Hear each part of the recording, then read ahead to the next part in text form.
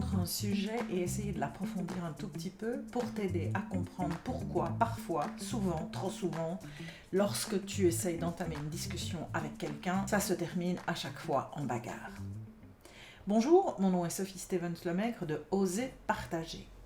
Je suis passionnée par les relations humaines et la communication et je mets à ta disposition des outils pour pouvoir t'aider à comprendre les pièges de la communication, quand elle ne fonctionne pas et comment tu peux améliorer tes relations aux autres en utilisant ces outils. Tu pourras trouver toutes les informations dont tu as besoin sur le site oserpartager.net.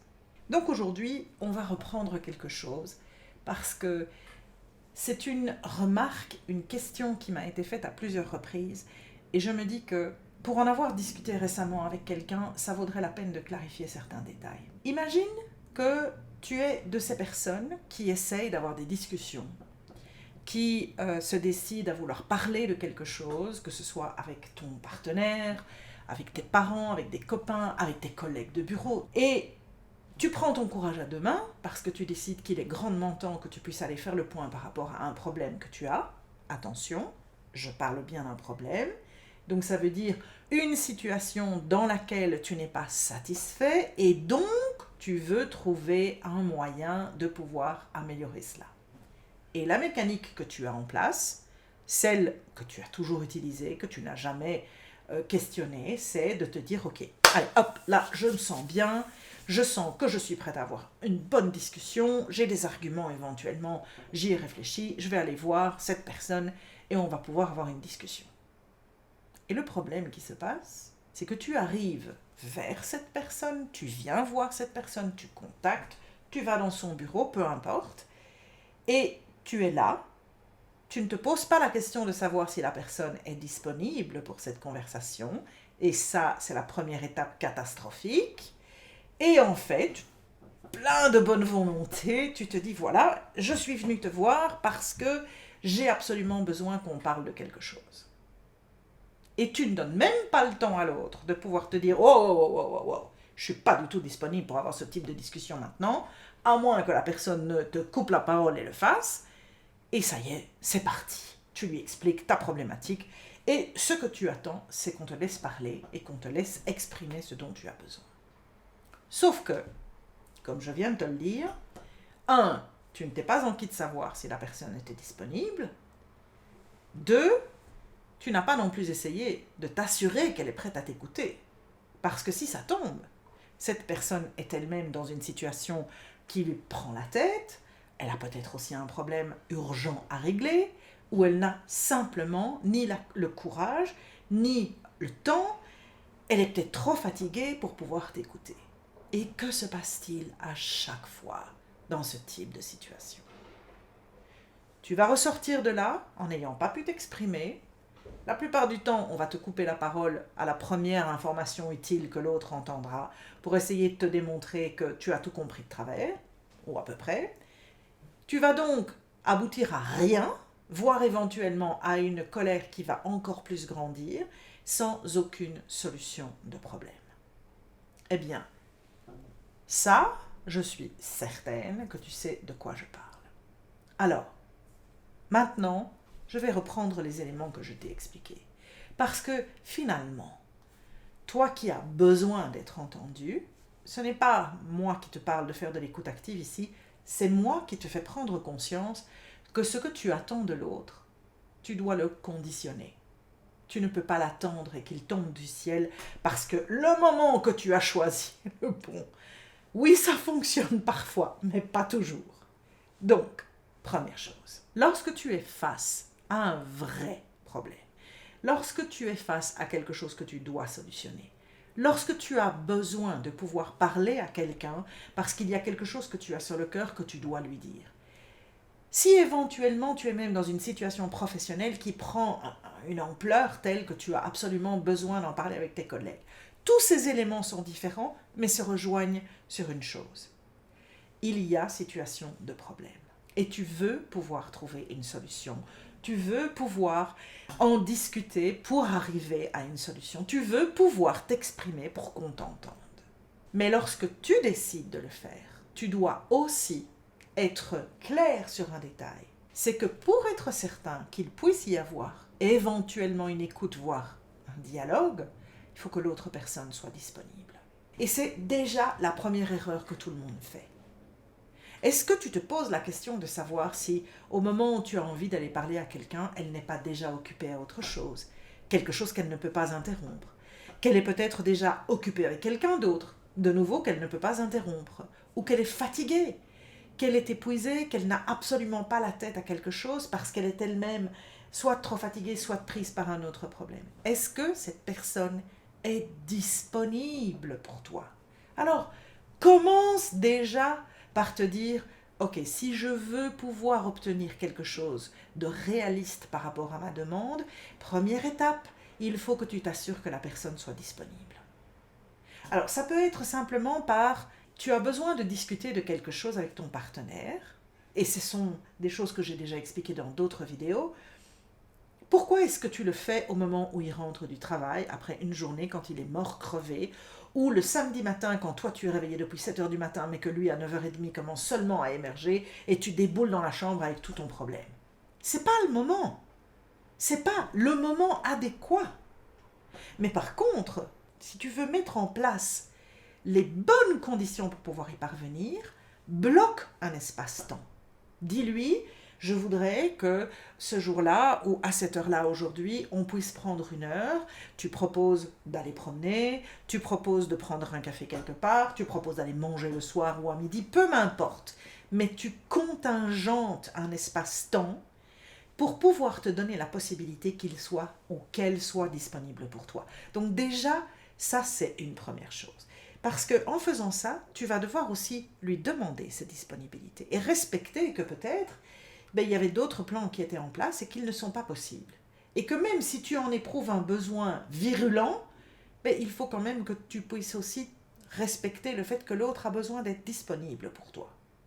Que ce soit au niveau du professionnel, si tu as une idée que tu veux absolument échanger, bien sûr, contacte la personne avec laquelle tu dois parler. Mais demande-lui quand il est disponible.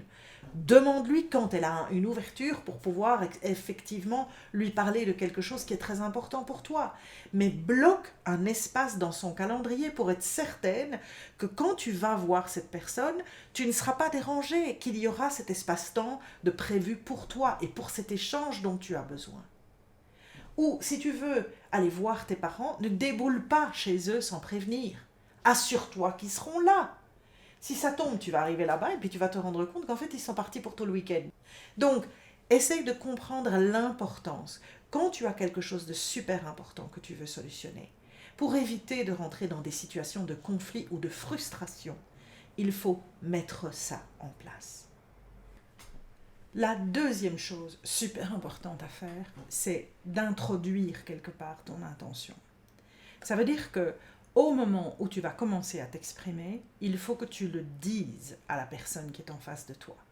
Il faut que tu lui expliques pourquoi tu veux lui parler et que tu mettes quelque part un cadre, à savoir, et ça c'est un conseil que je te donne, c'est de lui dire voilà, j'ai besoin de t'expliquer quelque chose, je sais que tu vas avoir envie de m'interrompre parce que tu vas entendre certains éléments et que tu vas vouloir rebondir sur ces éléments, mais je te demande de patienter jusqu'à la fin de mon explication, parce que tu vas te rendre compte qu'il y a un début, un milieu et une fin, et que tous ces éléments vont nous permettre de pouvoir en discuter ensemble après.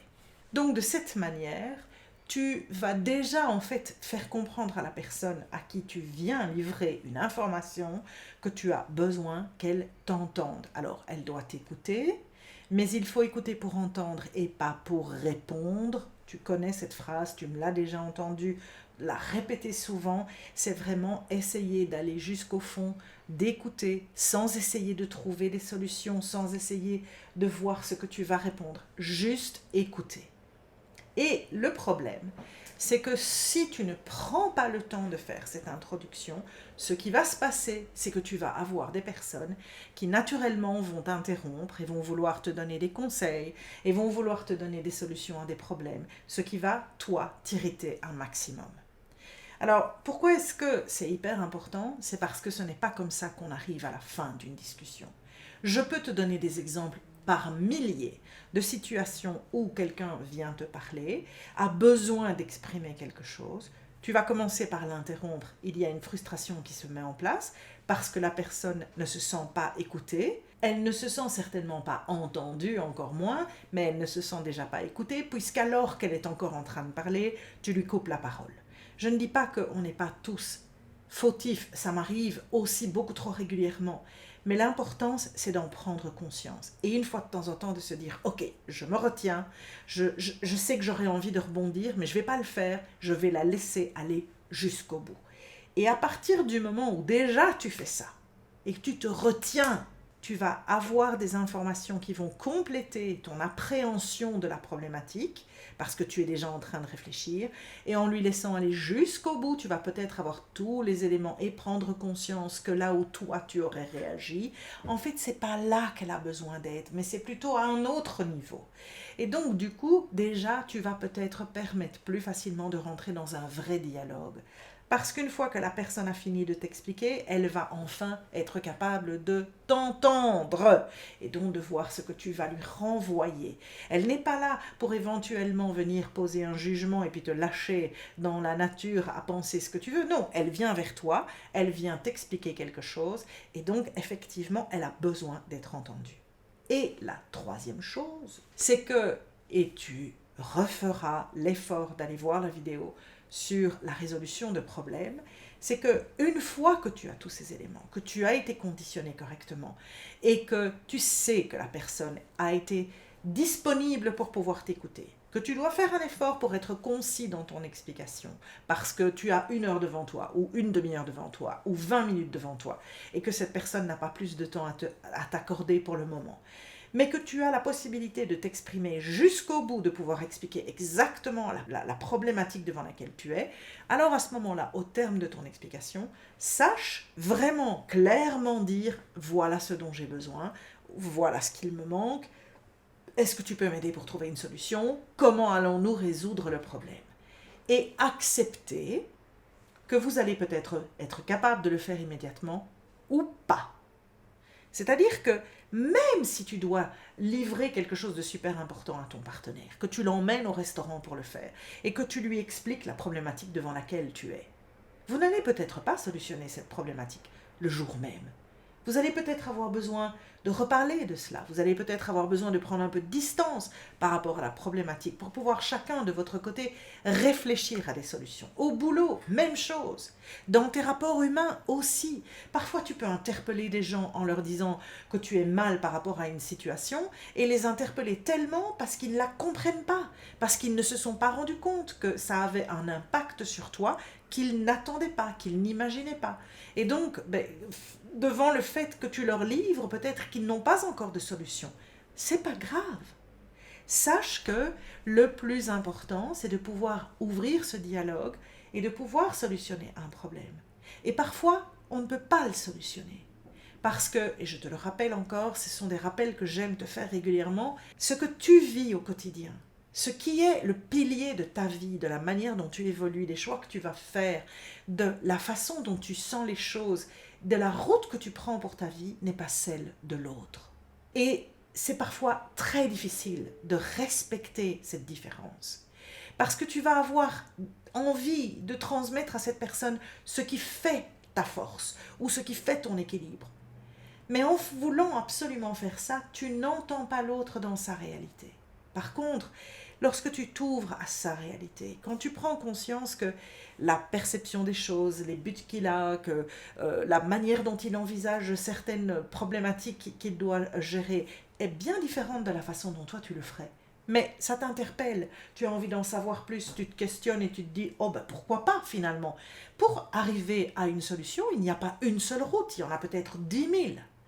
Donc, à partir du moment où tu peux permettre cette ouverture, ce dialogue, à partir du moment où tu mets en place tous les éléments nécessaires, où tu oses parler des choses, pas en bombardant quelqu'un avec quelques problèmes que tu as, mais vraiment en lui laissant le temps de pouvoir, bien comprendre que c'est important pour toi, que tu lui demandes de t'écouter, que tu lui dis que peut-être tu as besoin de pouvoir en discuter et que ça prendra peut-être du temps et que peut-être c'est pas le bon moment mais qu'il faut y revenir, que tu mets comme ça les jalons pour y arriver, je te promets qu'au final, vous allez trouver des solutions. Alors, n'oublie pas qu'il y a des outils pour trouver des solutions dans certaines situations.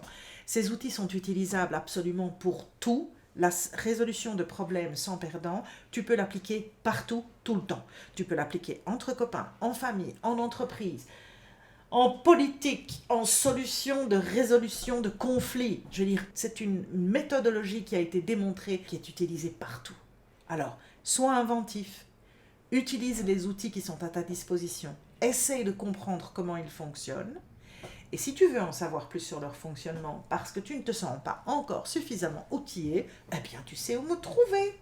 Juste pour t'aider à bien comprendre que quand tu as un problème, ce n'est pas parce que tu déboules quelque part que la personne qui est en face de toi sera disponible pour t'entendre. Il faut mettre les circonstances dans les bons espaces pour favoriser ce genre de choses et apprendre à comprendre que la résolution de certains problèmes ne se fait pas comme ça et qu'il faut parfois y revenir plusieurs fois pour y parvenir. Mais ne désespère pas, on peut toujours y arriver. Sur ces bonnes paroles positives, bonne communication, bonne réflexion par rapport à ces difficultés que tu rencontres. À la prochaine fois. Salut!